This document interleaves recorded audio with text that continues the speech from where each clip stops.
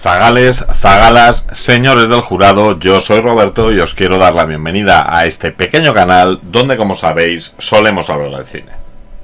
Hace unas semanas el mundo contuvo la respiración mientras se trataba de resolver el rescate del pequeño submarino Titán, un submarino privado operado por una empresa que bajaba a turistas a ver los restos del Titanic. Y bueno, todo el mundo, no, porque hubo un cineasta norteamericano, James Cameron, el cual desde el primer momento dijo que estos viajeros no habían podido sobrevivir, dado que, pues bueno, la forma de bajar, la pérdida de comunicaciones, manifestaban la presencia de una implosión que habría matado a todo el mundo en el acto.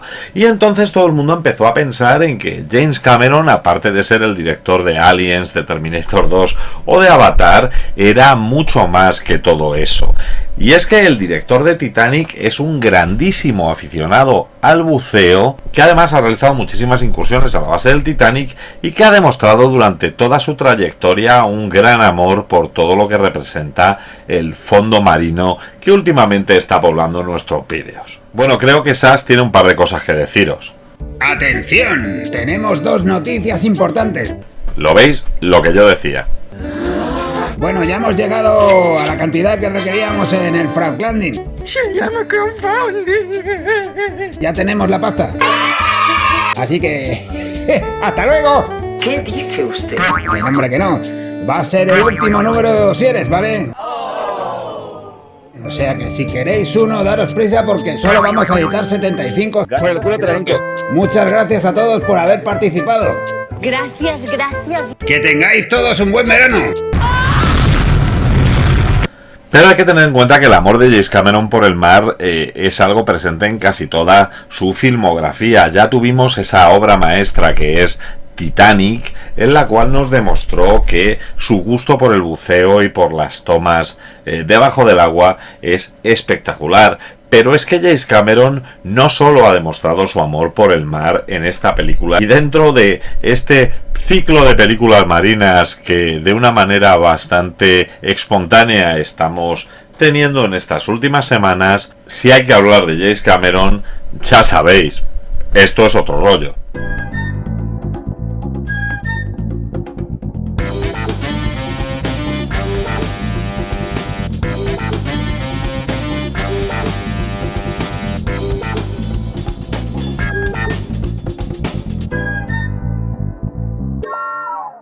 Y es que en el año 1989 James Cameron trajo a nuestras pantallas la película The Abyss.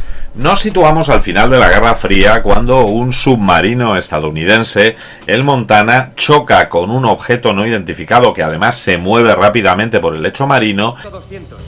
Contacto esquivado a rumbo 260 y acelerado a 130 nudos, señor. Nada navega a 130 nudos. Y queda destruido en el fondo del mar en las Islas Caimán. La Armada manda una nave nodriza, al Ventic Explorer, al lugar de hundimiento, con un grupo de SEALs al mando del teniente Coffey, interpretado por Michael Biehn, con la misión de recuperar o destruir toda la información secreta que se encuentra en este submarino ante la posible presencia de barcos rusos. Dada la complejidad de la misión y dado que en las cercanías del accidente se encuentra una plataforma petrolífera submarina llamada Deep Core, la Armada decide que este será su centro de operaciones y que estos buceadores que trabajan para una empresa petrolífera serán los más adecuados para colaborar en estas labores de recuperación. Así, junto a los SEAL, junto a los militares, bajará la diseñadora ingeniera de esta base, que es Lindsey Brigham, interpretada por Mary Elizabeth Mastrantonio, y que además es la exmujer del jefe de la base, Virgil Brigham, interpretado por Ed Harris. Está a 600 metros bajo el agua y no podemos alcanzarlo. Necesitamos buceadores que entren a rescatar a los supervivientes si los hay. Como la misión no le parecía lo suficientemente complicada, un huracán se está acercando a la zona del desastre, lo cual complica aún más estas labores de rescate. Y Por si faltaba alguien, efectivamente, unos cuantos barcos de la Armada rusa que pasaban por la zona se deciden acercar para colaborar en las labores de salvamento. ¿Por qué vamos a arriesgar el pellejo por algo así? Me han autorizado a ofrecerles una paga extra equivalente a 3 veces el sueldo normal de buceador. Eso es otra cosa. El teniente Caffey junto con sus hombres intentará recuperar no solo la información almacenada en este submarino, sino también unas ojivas nucleares, las cuales podrían suponer un gran riesgo para la estación submarina. Viendo el peligro de la recuperación de esas ojivas nucleares, Buzz y Lindsay, además de los demás empleados de la plataforma, intentarán detener los planes del teniente Coffey. Pero es que además se encontrarán con que tienen una especie de visitantes, una especie de presencias, las cuales en ocasiones son definidas como un ángel y que serán mucho más de lo que aparentan. Así veremos cómo en un ambiente claustrofóbico debajo del mar siempre quedará un hueco para la esperanza. Antes he comentado que James Cameron tiene una cierta carencia por el mundo del mar, pero es que la base de inspiración de la película The Abyss le llegó a James Cameron en el año 1969, cuando solo tenía 17 años y en el instituto le pusieron unas conferencias sobre ciencias en la cual le mostraban unos científicos que eran capaces de respirar una solución salina que contenía oxígeno y así respirar líquido y poder superar las dificultades de presión debajo del agua. Esto disparó la imaginación de un joven Cameron que escribió un relato corto que tituló The Abyss. Unos cuantos años después, James Cameron comenzó a ganarse la vida con esto del cine. De hecho, empezó dirigiendo una película que según los días reniega o reconoce haber dirigido, que es Piraña 2, los vampiros del mar, una película que no solo le trajo a Europa y no solo hizo que en una especie de estado febril desarrollara las primeras ideas para su película Terminator, sino que además llevó a que le pudieran asignar una de las secuelas más legendarias de la historia, y es que el gran éxito de los 70 Alien era un filón para la productora y este joven director que acababa de triunfar con Terminator parecía el hombre adecuado para llevar a cabo Aliens. Aliens obviamente fue todo un éxito, de hecho es una de las notables excepciones a esa regla de no hay segundas partes buenas. Cameron llegó a tener un estatus suficiente con el gran éxito financiero de la película Aliens como para poder plantear exigencias al estudio, y esto le llevó a la presentación de este tratamiento que había escrito en su juventud sobre una plataforma submarina que tendría ciertas experiencias sobrenaturales mientras realiza una misión de rescate. La primera diferencia cuando quiso presentar esto a un estudio fue que cambió su relato original, en el que el grupo de trabajadores del fondo del mar eran científicos, por empleados de una compañía petrolífera, y es que James Cameron se había dado cuenta ya de que lo que interesaba en el mundo del cine era plantear personajes con los que la gente se pudiera identificar, y la gente normalmente no se identifica con científicos, pero sí con unos operarios de una compañía de petróleos. Además, y en un modo bastante premonitorio, la película nos mostraba el matrimonio en crisis entre Buzz y Lindsay, que parecía un reflejo de la relación que existía entre James Cameron y su entonces mujer Gaylan Hart, la productora, que pues bueno, realmente no era tal. El divorcio se produjo durante la grabación de la película, pero el guión había sido escrito un poquito antes. De hecho, en la preproducción de The Abyss, James Cameron ya empezaba su relación con la que sería luego su segunda mujer y que ya ha aparecido por este canal, la directora Kathryn Bigelow. Obviamente James Cameron le presentó el guión a la Fox, el estudio con el que había hecho Aliens en el 86 y que había tenido un gran éxito, y este le dio la luz verde con un presupuesto inicial de unos 30 millones de dólares y sobre todo, y lo más fundamental para James Cameron, garantizándole que sería quien realizaría el montaje final de la película. Después de cerca de 2 años de desarrollo de guión y habiendo obtenido la autorización del rodaje, ahora lo necesario era conseguir el reparto. Para el papel de Buzz se barajaron actores como Mel Gibson, Dennis Quaid, William Hurt, Harrison Ford, Kurt Russell o incluso Patrick Swayze, aunque finalmente el escogido fue Ed Harris, un Ed Harris que tuvo que realizar la prueba de cámara con un casco de motociclista, dado que no disponían de ninguno de submarinismo para poder hacer las pruebas, pero que sin embargo obtuvo el papel. Vaya, vaya, la señora Prima. Por poco tiempo. Nunca te gustó que te llamaran así, ¿eh? Ni siquiera cuando significaba algo. Al igual que en el caso de Baz, en el caso de Lindsay se barajaron también bastantes opciones. Se pensó en Kathleen Quinlan, en Jessica Lange, en Debra Winger, Jamie Lee Curtis, Barbara Hershey, pero finalmente se decantaron por Mary Elizabeth Mastrantonio, la cual realmente realizó una buena interpretación. Nadie conoce estos sistemas mejor que yo. Una vez que os desconectéis del Explorer, estaréis aislados hasta que acabe esta tormenta. Cameron de nuevo quiso contar con Michael Biehn, el único actor que había trabajado tanto en Terminator como en Aliens, aunque realmente en Aliens había llegado a última hora para sustituir a James Remar por sus problemas de estupefacientes con la policía británica. Michael Biehn, a diferencia de sus dos anteriores éxitos, iba a protagonizar a la Némesis, al villano de la película, y esto hizo que tomara decisiones primero sobre su aspecto, tiñéndose de moreno y dejándose un bigote que realmente era bastante extraño para el actor, como también en colaborar en el guión con James Cameron, incluyendo pues toda esta subtrama del síndrome neurológico de la alta presión, que era algo que Biehn había leído en una revista y que pensaba que podría justificar la forma de comportarse de su personaje. Tenemos que vigilarnos mutuamente para ver si hay señales de snap. Síndrome nervioso de alta presión, temblores musculares en las manos, náuseas, excitabilidad creciente. Desorientación. Y en un peral una perdiz. Además de esto, estuvo en un entrenamiento de 4 semanas junto a un SEAL veterano para aprender las formas de moverse y comunicarse de los miembros de esta unidad de élite. Keith Brewer Jr. se hizo con el papel de Lew Findler por el mero hecho de que era un buceador profesional que tenía 22 años de experiencia y pues que este guión le parecía la fantasía de cualquier buceador. Siguiendo con las audiciones, hizo una audición Chris Elliott, el cómico, el cual audicionó para el papel de Flippy, que no consiguió, recayendo este en Todd Grapp.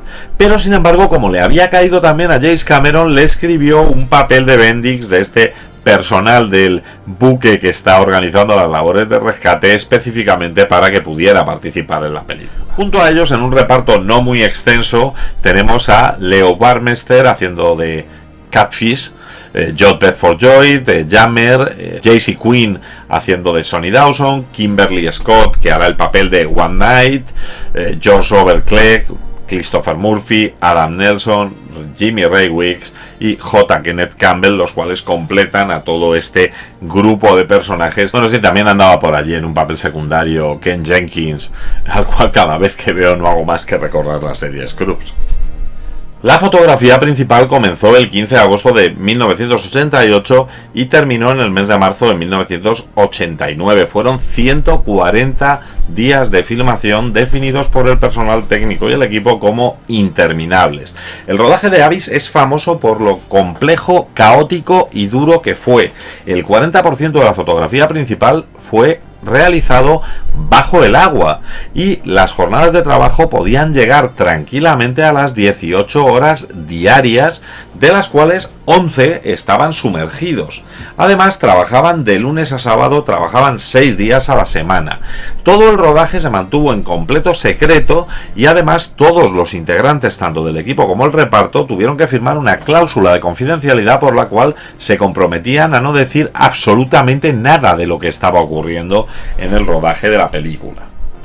Debemos tener en cuenta que hasta ese momento lo normal cuando se pretendía hacer una filmación submarina era que se utilizaba lo llamado seco por mojado, es decir, la obra se grababa en ambiente normal, sin agua sino humo, usando cámara lenta para que todo pareciera suceder debajo del agua, pero realmente sin los inconvenientes de la respiración bajo la misma, pero James Cameron quería que las escenas submarinas fueran lo más reales posible. Como he comentado antes, es un obseso del agua, es un obseso del submarinismo y quería que esta película se convirtiera en la mejor película submarina jamás rodada. En origen quería rodar en las Bahamas, en el lugar real en el que ocurre la acción de la película. Pero la cuestión es que resultaba inviable. Se dieron cuenta de que con las escenas de riesgo y las escenas de efectos especiales que eran necesarias para llevar a cabo el guión, rodar en escenarios naturales era imposible y era necesario mantener un control de todo el ambiente. Con lo cual se pusieron a buscar un estudio, con la particularidad de que ningún estudio tenía el tamaño suficiente para la idea que Cameron tenía en la cabeza. Después de recorrer los principales tanques de agua existentes a nivel mundial, acabaron encontrando una central nuclear abandonada en Gaffney, en Carolina del Sur, que había sido comprada por un productor, el Osby, y invitó a James Cameron a visitarla pensando que quizá podría ser el lugar adecuado para la película. El director, cuando llegó allí, se encontró que había dos tanques, un tanque A de 17 metros de profundidad, 64 metros de ancho y 28 millones de litros de agua de capacidad, y un segundo depósito algo más pequeño con una capacidad de 10 millones de litros, lo cual le convertía en los lugares adecuados para la grabación de la película. Pero claro, una vez escogido el lugar, ahora había que adiestrar al equipo, y así todos los actores y miembros del equipo principales se sometieron a un entrenamiento de submarinismo de una semana en las Islas Caimán. De hecho, hubo dos personas que fueron despedidas por no superar el entrenamiento. Una de ellas incluso había mentido en la audición y resultó que no sabía ni nadar. Ed Harris fue el último que fue contratado. En ese momento estaba rodando Jackknife con Robert De Niro y no pudo asistir a esta sesión de entrenamiento en las Islas Caimán, teniendo que buscar un curso de submarinismo en un lago cercano al lugar donde estaba rodando la película. James Cameron contó para la dirección de fotografía con Michael Salomon, un director de fotografía de origen danés que apenas había trabajado en Norteamérica y que se iba a enfrentar al mayor proyecto de su carrera. La primera reacción de este director de fotografía fue: ¿esto cómo leches lo vamos a conseguir? James Cameron quería rodar en anamórfico debajo del agua, pero Salomon le hizo cambiar de idea, dado que técnicamente esto no era posible, y le propuso el uso de unas lentes Super 35, las cuales eran empleadas por el cine europeo, pero que nunca se habían usado en cine norteamericano. Tratando de lograr el máximo realismo en la iluminación, Cameron envió a John Bruno, al supervisor de efectos visuales, a las Islas Caimán con cámaras y con un par de submarinistas para que tomara fotos a 200 metros de profundidad y así tratar de recrear en el set exactamente esas condiciones de visibilidad y de iluminación. De hecho, esas imágenes fueron las que sirvieron como referencia para toda la ambientación de la película. Las principales secuencias submarinas fueron filmadas por Al Giddins, un director de fotografía subacuático experto en este tipo de escenas. Ya había trabajado, por ejemplo, en películas como Solo para sus ojos, de la saga Bond. Pero Michael Salomon se encargó de supervisar la iluminación de estas escenas y de colaborar junto con Al Giddins para que toda la película tuviera una coherencia en la iluminación y en la forma de ser filmadas. De hecho, para la grabación submarina se utilizaron 3 cámaras metidas en unas carcasas estancas diseñadas por el propio Giddins específicamente para la película. Asimismo, se contrató como diseñador de producción a Ron Cobb, el cual había colaborado con James Cameron ya en la película Aliens. La cuestión es que Cobb acababa de terminar su trabajo en uno de los competidores de Abyss ese año, que fue la película Leviatán, el demonio del abismo. La única condición que James Cameron le puso a Cobb para trabajar con él fue que no le dijera en ningún momento nada de la otra película, pero que si había algo que Cameron proponía que diseñase que fuera demasiado similar a la película Leviatán, por favor se lo dijera para cambiar el diseño. La verdad es que el trabajo de Cobb fue verdaderamente extraordinario, y no solo porque había investigado lo suficiente sobre los submarinos y sobre los objetos en el entorno marino como para conseguir que fueran realistas, sino que todo lo que tenía que construir para esta película tenía que ser en cierto modo funcional, con lo cual acabó diseñando esqueletos y esquemas de submarinos que serían prácticos en la realidad o que podrían ser usados. De hecho, cuando buzos reales vieron los diseños de submarinos de Ron Cobb, le pidieron por favor los esquemas de diseño para intentar fabricar algo similar que pudiera ser utilizado en el mundo real. La empresa Western Space and Marine fue la encargada de construir para la película 10 trajes de buceo partiendo de los diseños de Cobb. También diseñaron los cascos de submarinismo que pesaban cerca de 20 kilos cada uno y en la cual la parte frontal se instalaron unas luces que, a pesar de lo que pueda pensar la gente, no son luces encaminadas a que los buzos pudieran ver en el agua, sino simplemente luces que permitían que se vieran las caras de los actores por petición expresa de James Cameron. En estos cascos además había un equipo de micrófonos, había un equipo de sonidos que fue el utilizado para grabar las voces de los actores y los diálogos de la película en estas escenas submarinas, pero que además también eran utilizados por James Cameron y el resto del equipo para dar las instrucciones durante el rodaje. Queda claro que la película fue un prodigio en cuanto a avances tecnológicos y de hecho fue definida como la obra cinematográfica más tecnológicamente avanzada de la historia, una constante que luego se ha sucedido en las películas de James Cameron, que ya demostró en películas como Terminator 2, Titanic o Avatar que está dispuesto a invertir tiempo y dinero en conseguir medios tecnológicos que consigan hacer realidad su visión sobre una película. El departamento artístico tuvo que desplazarse a Gaffney en abril del 88 para empezar a construir el Deep Core, un set que costó más de $2 millones. La idea era empezar a rodar el 8 de agosto, pero los constructores del Deep Core no cumplieron con los tiempos previstos.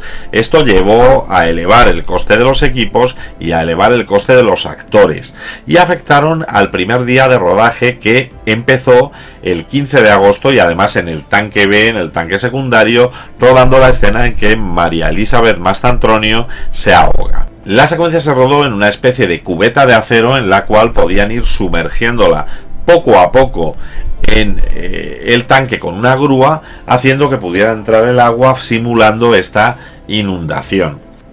Y bueno, serían premonitorias las palabras de James Cameron cuando llegaron los actores al rodaje y les recibió con un "hola chicos, bienvenidos a mi pesadilla", porque pues rodando esa escena Michael Salomon recibió una descarga eléctrica, rompió los componentes electrónicos de la cámara y bueno, pues fue el inicio de uno de los rodajes más duros de la historia del cine.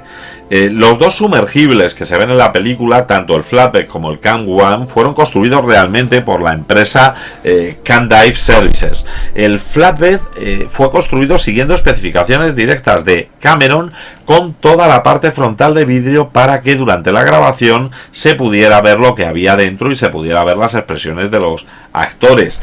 Y además fue un rodaje muy técnico y muy aburrido que llevó a la desesperación a los actores, porque claro, con tanto detalle de iluminación, con tanto detalle de presentación de estos submarinos, un actor podía estar un par de semanas sentado al borde del tanque sin hacer nada hasta que le llamaban para hacer una sola escena. De hecho, Michael Biehn declaró al New York Times que estuvo en Carolina 5 meses y solamente trabajó 3 o 4 semanas. 15 días después del inicio del rodaje, en el mes de septiembre, el tanque A seguía sin estar terminado. Además, había que tener en cuenta que no solo había que terminarlo, sino que se necesitaban 5 días para llenarlo de agua que traían de un lago cercano, que además debía ser filtrada y calentada a 28 grados para que pudiera ser un entorno válido para un rodaje. Para ganar tiempo, James Cameron pensó que se podría ir llenando la parte inferior del tanque mientras los trabajadores seguían trabajando en turnos de día y noche en la parte superior del mismo. ¿Qué ocurrió? Que teniendo el Deep Core dentro y parte del decorado dentro, el tanque se llenó por completo y desbordó por todas partes, teniendo que llamar a un grupo de expertos en reparación de presas para que cerraran estas vías de agua, sellasen el tanque y sin embargo no consiguieron que siguiera perdiendo agua, pero bueno, poca. Todo cuerpo que se sumerge en un líquido experimenta un empuje de abajo hacia arriba igual al peso del volumen del líquido desalojado. Es el principio de Arquímedes. Arquímedes, ese que cuando lo descubrió dijo eureka. El tanque le siguió trayendo de cabeza durante todo el rodaje. Ya no solo era la parte de la pérdida de agua, sino que tenían problemas con la claridad del agua, dado que en ocasiones el agua estaba demasiado turbia como para poder rodar y en otras ocasiones estaba demasiado clara y tenían que hacer que pareciese más turbia echando leche y cáscara de nueces hasta que conseguían el efecto conseguido en otros días y el mismo tipo de iluminación que en otros días. Además de esto, rodar debajo del agua llevó a una serie de complicaciones lógicas, desde infecciones de oído, sinusitis, algunos buceadores empezaron a perder el pelo, otros buceadores empezaron a tener el pelo blanco por el exceso de cloro dentro del tanque, o incluso pues, la piel de algunos de los actores o buceadores llegó a quemarse por el exceso de cloro. Todo lo que se usaba en el rodaje, incluso las páginas de guión, tenían que plastificarse. Y además no se podía usar la típica claqueta porque debajo del agua no producía ningún sonido y los actores no oían cuando querían que empezara la escena. Además, y a falta de problemas, el equipo técnico y James Cameron tenían que hacer la descompresión después de estar 11 horas debajo del agua a 15 metros de profundidad. Tenían que estar colgados en un tanque durante unas 2 horas respirando oxígeno a unos 3 metros para ir adaptando al cuerpo a la diferencia de presión. De hecho, James Cameron aprovechaba esos momentos pues para ver los rodajes diarios y para contestar llamadas de los ejecutivos de la Fox que empezaban a ponerse nerviosos por la marcha de este rodaje.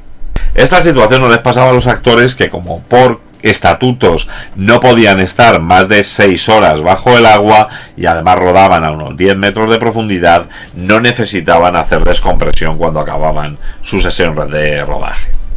Como ya he comentado antes, la turbidez del agua se hacía echando leche, echando cáscaras, pero aún así no era capaz de mostrar la oscuridad que tendría que tener una plataforma a 600 metros de profundidad. La forma de solucionar este problema fue la instalación de una enorme lona que tapaba todo el tanque. El problema es que una tormenta hizo un agujero en la lona y como no se podía reparar, tuvieron que empezar a rodar de noche, complicando aún más la situación. La superficie del agua además creaba un efecto espejo en el cual se reflejaban los buceadores de seguridad. Para evitar esto tuvieron que hacer flotar una capa de virutas de poliestireno negro en la superficie del agua para evitar los reflejos. Hubo que gastarse $40.000 en poder poner esta idea de Giddins en marcha. Instalaron una cámara de descompresión junto con una campana de buceo en una profundidad de unos 10-12 metros para que no tuvieran que salir fuera. Era una especie de gasolinera de oxígeno en la cual los buceadores llenaban las botellas sin tener que salir a la superficie y así ahorraban parte de tiempo.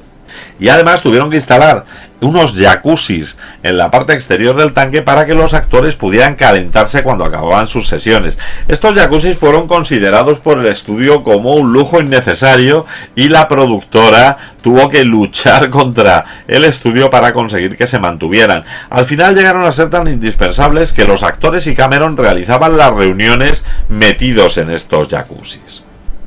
Como la cosa iba tranquila, además empezaron a tener apagones y cortes de luz durante el rodaje que a veces pillaban a los actores en el fondo del tanque, lo cual causaba cierta inquietud dado que cada actor sabía cuánto oxígeno le quedaba en su propio traje, pero no podía saber cuánto oxígeno le quedaba a los demás. ¿Y adivináis qué pasó con todos estos problemas? Pues efectivamente sí, el presupuesto iba aumentando, iba creciendo, lo cual hizo que el estudio mandara a un representante para que hablara con Cameron. Cameron, de una manera tremendamente diplomática, recibió al representante del estudio diciéndole: "Te quiero fuera de este puto set ahora mismo". Para rodar la escena en la que una de las salas se llena de agua al cerrarse una escotilla mueren 3 compañeros de Bath, se necesitaban 3 tomas. Esas 3 tomas necesitaban 100.000 litros de agua descargados desde 3 tanques distintos que necesitaban 45 minutos para volver a llevarse. Esto llevó a una duración excesiva para la realización de la toma que querías hacer. Esto mismo le pasó también con la escena en la que a uno de los cadáveres del submarino le sale un cangrejo de la boca, y es que acabó haciéndola Mike Cameron, el hermano del director, que se tuvo que meter un cangrejo vivo en la boca, mantener los ojos abiertos bajo el agua y permanecer inmóvil hasta que la toma saliera en condiciones. Fueron necesarias 5 tomas para hacerlo. La escena de la caída de la grúa fue algo espectacular. Se hizo en un primer momento con miniaturas, pero el impacto frente a la Deep Core se hizo con una placa que se proyectaba, una placa verde que se proyectaba fuera de la plataforma. Cuando la vieron en el laboratorio, todo estaba en color verde. Como no había tiempo para poder repetir de nuevo la toma, Michael Salomon tuvo la idea de colocar filtros verdes en todas las luces y rodar toda la escena en color verde, quitando luego este color en la postproducción. Realmente el resultado fue perfecto y no se nota en absoluto en la película. Cameron quiso mostrar en la pantalla la respiración con fluocarbono líquido, la cual le había motivado a escribir este guión cuando tenía 17 años. Para ello contactó con el principal investigador de la materia, Johannes Kilstra, el cual le explicó todo el material y cómo debía realizar el experimento. Así James Cameron lo probó con la rata Vinnie. La cuestión es que las 4 primeras veces el experimento salió bien y la rata volvía a respirar, pero en la quinta la rata no respiraba y James Cameron tuvo que hacerle una reanimación. Y bueno, además la rata se convirtió en la mascota de James Cameron. ¿Me prestas la rata? ¿Pero qué haces? No, no, espera. Vas a matarla. Tranquilo, ya lo he probado. ¿Pero qué haces? ¿Ahogarla? No te preocupes. Yo lo he respirado, no le pasará nada. Se va a ahogar, mírala. Cuando tocó el turno de Harris no le hicieron respirar este líquido, sino que tuvo que aguantar la respiración mientras le llenaban el casco de líquido, y una vez se sumergió en el agua abrió la parte delantera del casco y un buzo le puso un regulador. El problema fue que le pusieron el regulador al revés. Harris hizo la señal de no tener aire y al abrir la espita lo que le empezó a entrar fue agua, con lo cual Ed Harris comenzó a ahogarse, le dio pánico y menos mal que Giddins apareció, le quitó el respirador, le puso el suyo y consiguieron sacarle del tanque. Harris declaró que esa misma tarde, cuando volvía para su casa, no pudo evitar echarse a llorar en el coche por la frustración y el miedo que había pasado. Y es que Ed Harris fue el actor que peor lo pasó con el rodaje. Llevaba lentes de contacto especiales para ver debajo del agua, pero el cloro le hacía que le ardiera los ojos y no le dejara ver con claridad. Tuvieron que rodar la escena de bucear durante tramos de 12 metros en apnea, lo cual, a pesar de que había unos buzos de seguridad, estos tenían que estar alejados para no salir en el plano y le costó muchísimo esfuerzo y terminaron agotados. De hecho, cuando los periodistas le preguntaron por el trato durante el rodaje, Ed Harris contestó: preguntarle a un soldado cómo lo trataron en Vietnam. El rodaje era demoledor tanto para los actores, para los equipos, y la gente estaba cansada e irritable. Los miembros del equipo comenzaron a llevar una camiseta en la que jugaban con esta famosa frase de la vida es una mierda y luego te mueres, y en vez de life is shit and then you die, ponía life is abyss and then you dive. La vida es un abismo y luego te sumerges. Lo curioso es que James Cameron declaró que él no derramó una sola lágrima por los actores, dado que comparado con lo que estaban haciendo los técnicos y con el esfuerzo que estaban haciendo tanto los técnicos como los buceadores, los actores estaban muy mimados.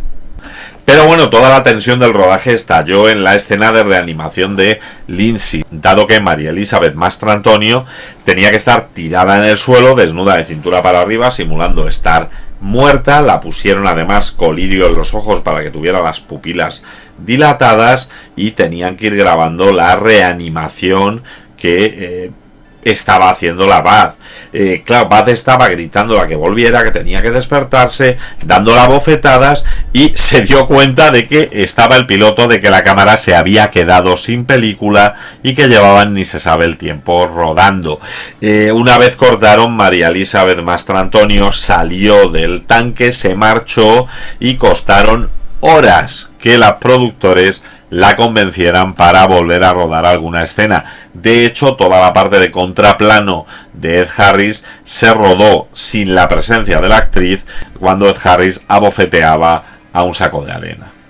Pues si esto no fuera poco, nada más acabar el rodaje, tuvieron que someter a la actriz a una cirugía artroscópica en la rodilla debido a las lesiones que se había producido durante el rodaje en las secuencias de buceo. Pero el mayor incidente, aunque pueda parecer mentira, no lo pasó ninguno de los actores, sino que lo pasó el propio James Cameron, que estuvo a punto de morir ahogado en el tanque. El director podía llegar a estar 1 hora y 15 minutos con una recarga de oxígeno bajo el agua y además, como era un buceador experimentado, no disponía de buzo de apoyo para en caso de dificultad. Hubo un momento en el que estaba dando instrucciones a la actriz, a María Elizabeth Mastrantonio, y se dio cuenta de que no podía respirar. Miró el manómetro, vio que no le quedaba aire, el asistente de producción que debía avisarle no le había dicho nada y tenía un problema. Si se quitaba el casco perdería el poco aire acumulado que tenía dentro y además llevaba 20 kilos de lastre en cintura y tobillos para poder andar por el fondo del tanque. Cameron en un primer momento intentó avisar a Giddins, que estaba en el fondo con él, pero Giddins no tenía muy buena audición, estaba casi sordo y no podía oírlo. Buscó a los buzos de apoyos y les hizo gestos para que vieran que estaban apuros, pero los buzos estaban pendientes cada uno de su actor y no le hicieron caso tampoco. Finalmente se quitó el lastre y realizó lo que se llama un CESA, un ascenso controlado de natación de emergencia, lo cual supone en ir subiendo de una manera muy despacio y soltando el aire poco a poco, porque si no, la entrada del aire en los pulmones hace que estos se expandan y podría tener una lesión pulmonar. Cuando estaba realizando esta maniobra es cuando la cosa empezó a ponerse peligrosa, dado que un buzo que estaba en el borde del tanque llamado George vio que estaba ascendiendo con esta maniobra y se lanzó a ayudarle. A 5 metros más o menos de la superficie le paró y le puso el respirador de respaldo en la boca. El respirador estaba roto y Cameron aspiró agua, pero pensando que era un problema técnico de que no se había purgado correctamente, aspiró más fuerte, con lo cual consiguió aspirar más agua. Empezó a agitarse nervioso, George no le permitía que subiera y no había ninguna manera en que le explicara lo que estaba pasando, por lo cual trató de apartarse del buzo. Este, que pensó que el director estaba entrando en pánico, lo agarraba más fuerte e intentaba seguir dándole a respirar por el respirador que le daba agua. Llegó un momento en el que Cameron le dio un puñetazo en la cara al buzo y así consiguió salir por fin sano y salvo a la superficie, para gran satisfacción suya y de todos los amantes al cine. Lo primero que hizo Cameron nada más recuperarse fue despedir al asistente de producción y al buzo George. El 14 de diciembre por fin vaciaron el tanque A para rodar la escena final con la Deep Core al descubierto cuando emerge sobre la nave al final de la película. Una vez la fotografía principal terminó en los tanques de Gaffney, el rodaje continuó después de las navidades del 88 hasta marzo del 89. Se rodaron tomas de apoyo para las cuales se buscaron diferentes tanques más pequeños cerca de Los Ángeles. Así se usó el Harbor Star Stage de Long Beach, se hicieron trabajos de miniatura en la piscina olímpica de Los Ángeles Swimming Stadium, se filmó el plano de una bengala en la piscina de Gellard Hart, incluso el plano final de Buddy Lindsay abrazado sobre la nave se filmó con 2 dobles en el parking de la Universidad Estatal de California Dominguez Hills. John Bruno fue el encargado de la coordinación de los efectos visuales y hizo algo que en aquella época no era muy normal, pero que luego se ha convertido prácticamente en una norma, que fue coordinar a 7 empresas distintas de efectos. Inicialmente se iba a encargar de todo una sola empresa, pero según se contó, Dennis Muren tuvo una discusión con James Cameron y se decidió repartir las tareas entre las diferentes compañías. Hay que tener en cuenta que en esta película se utilizaron todo tipo de técnicas, se utilizó CGI, se utilizaron muñecos pintados, miniaturas, grandes maquetas, algunas filmadas con el efecto humo seco que hemos explicado antes, otras filmadas bajo el agua, pantalla azul bajo el agua, retroproyección bajo el agua. Estas 2 últimas cosas jamás se habían hecho en una película. La compañía de efectos especiales Steve Johnson fue la que creó a los Alien, los cuales eran controlados por cables y estaban iluminados internamente por fibra óptica. Johnson dijo que su trabajo era las 3 cosas más complicadas que podía hacer un técnico, porque era transparente, era brillante y sucedía debajo del agua. La escena más recordada de la película, la del tentáculo de agua, fue obra de Industrial Light and Magic, e inicialmente se barajaron diferentes posibilidades, como el uso de Claymation, pero Dennis Muren convenció a James Cameron de que se podía hacer con CGI. Se le hizo una prueba, Cameron aceptó y se hicieron unos escaneos de los storyboards de la película que fueron editados con un programa informático que había sido creado por los trabajadores de ILM, John y Thomas Knoll. Ese programa no había sido lanzado al mercado comercial y quizás os suene, era la primera versión de Photoshop. La escena se rodó con una cámara vista a visión y para que los actores supieran dónde tenían que reaccionar se utilizó un muñeco. Para simular el movimiento de agua del tentáculo se utilizaron una serie de espejos rotos colocados en el suelo que se llenaron de agua y luego movieron, lo cual hacía este efecto de iluminación en el interior del tentáculo. Cada fotograma de esta escena necesitó unas 8 horas en renderizarse, con lo cual para crear estos 75 segundos de película fueron necesarios 6 meses de trabajo.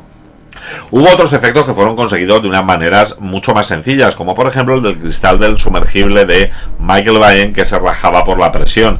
Este se realizó colocando papel de aluminio con una luz y el reflejo de este en el vídeo simulaba ser una grieta que con el sonido hacía el resto.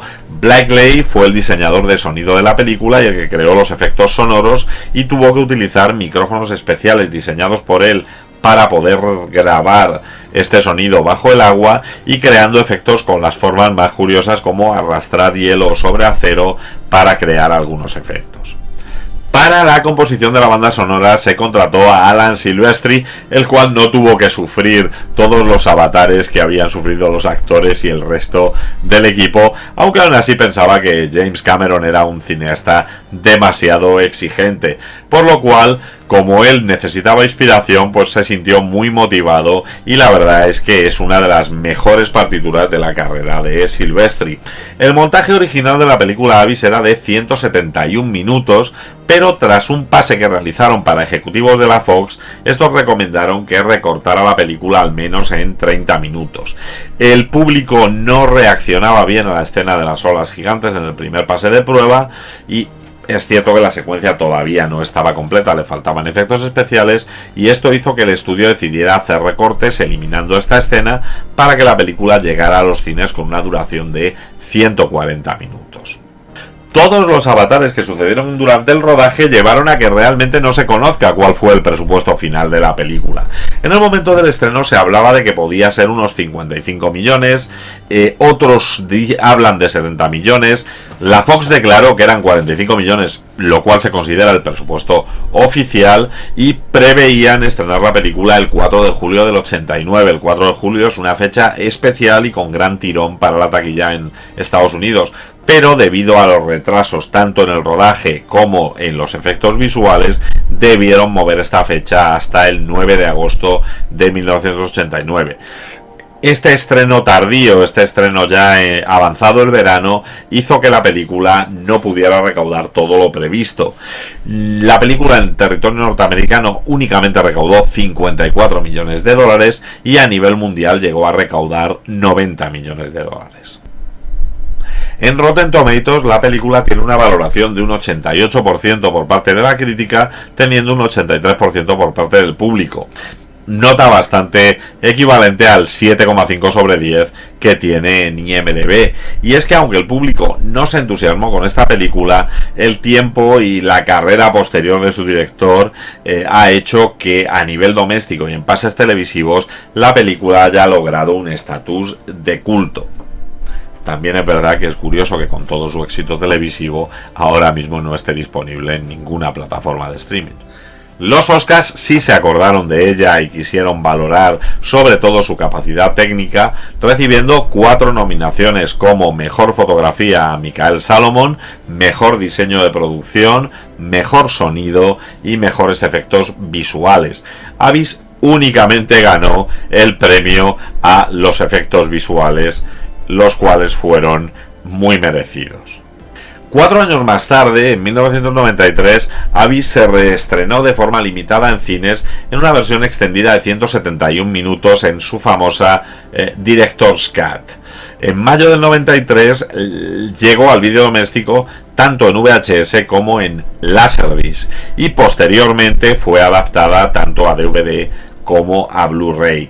La versión extendida realmente profundiza mucho en las escenas, sobre todo de la relación entre los diferentes trabajadores de la plataforma, ahonda en la relación entre Buzz y Lindsay y en cuál es el entorno y el objeto de su crisis matrimonial que le llevó a separarse. Y sobre todo tiene un final mucho más clarificador, dado que tiene por una parte esta parte en la que los entes extraterrestres, estos entes desconocidos, le explican en cierto modo a Buzz por qué están aquí y qué están haciendo, y sobre todo tiene la secuencia de las olas, esa secuencia de la amenaza a la humanidad, muy en la línea de Ultimátum a la Tierra, en un alegato pacifista bastante importante que llamó mucho la atención. A mí sin ninguna duda me parece que la versión extendida aporta muchísimo valor a la película, que en su versión estrenada en cines a mí me resultó un poco confusa, sobre todo al final. Sobre el lanzamiento doméstico del VHS hay una cosa curiosa que ya he comentado en alguna ocasión, y es que cuando se lanzó la versión doméstica de The Abyss, el DVD empezaba a imponerse como formato doméstico y por tanto con estos extras del DVD los vendedores de VHS empezaron a plantearse el meter extras en los VHS, y así en esta edición doméstica en VHS tenemos el cómo se hizo The Abyss, el cual está bastante interesante. También es cierto que este extra también aparece en el DVD. En cuanto a curiosidades de la película, tenemos por ejemplo que Orson Scott Card, el autor del juego de Ender, fue el que escribió la novelización de la película.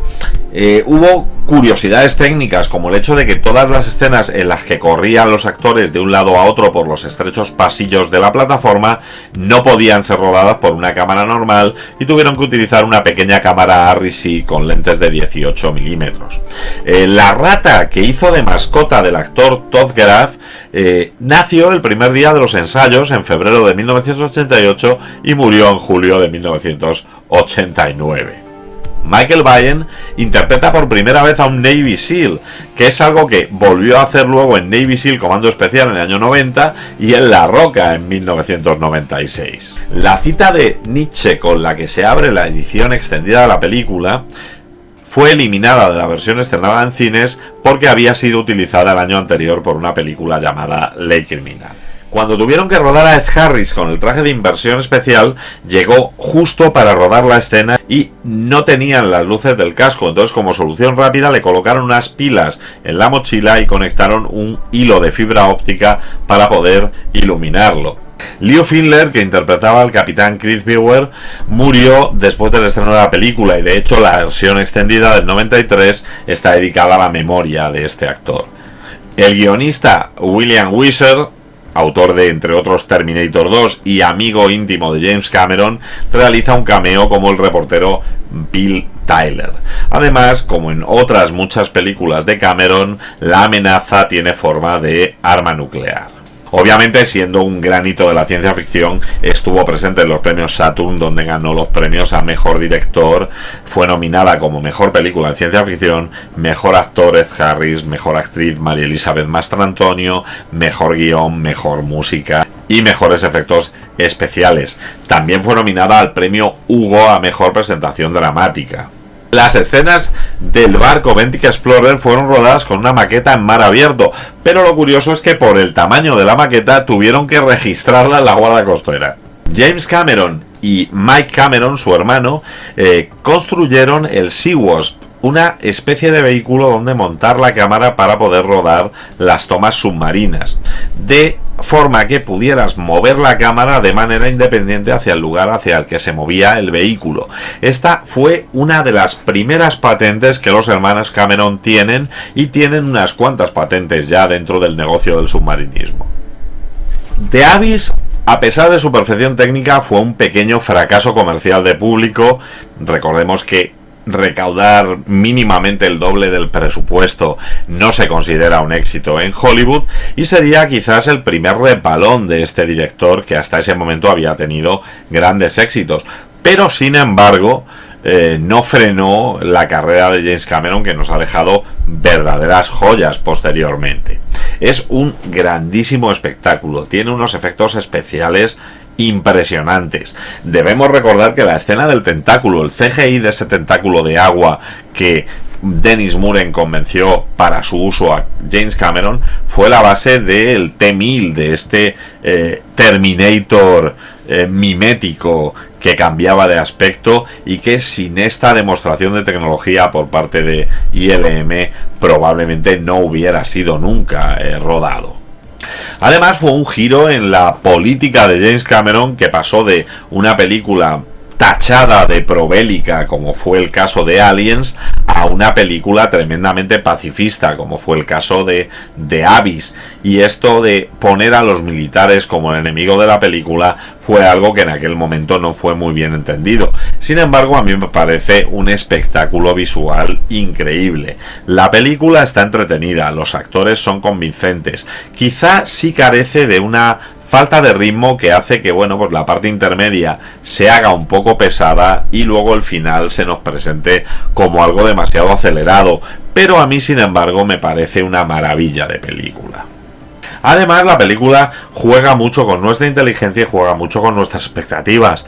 No nos enseña a los aliens, nos los va ocultando durante toda la película. No nos muestra la amenaza, nos la va ocultando durante toda la película. Y además, el alegato antimilitar del final de la película ha sido algo que no ha sido previamente mostrado.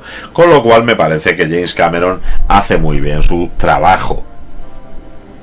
Y bueno, ¿a vosotros qué os parece de Abyss? ¿Os parece una película demasiado aburrida o os parece una maravilla de culto? Ponémelo en la caja de comentarios. Si os ha gustado el vídeo, dadle al like, suscribíos al canal para más contenido como este y no dudéis en pasar por la sección Canales que me enrollan dentro de mi canal, donde encontraréis compañeros que hablan de cine, incluso a veces mejor que yo. Y como siempre digo, parafraseando a Typical, en el próximo programa hablaremos del gobierno. Muy bien, amigos, se acaba la semana, los domingos por la tarde aquí partimos pana. ¿Te lo has pasado bien? ¿Aún te quedan ganas? Roberto te cuenta más movidas raras. Esto es otro rollo, ahora a la cama, a dormir, a ver cine o haz lo que hagas. Dentro de 7 días otra pasada con más pelis guapas para analizarlas. Esto es otro rollo, verano, invierno. Esto es otro rollo, aquí siempre despierto. Esto es otro rollo, lo estás sintiendo. La semana que viene hablaremos del gobierno.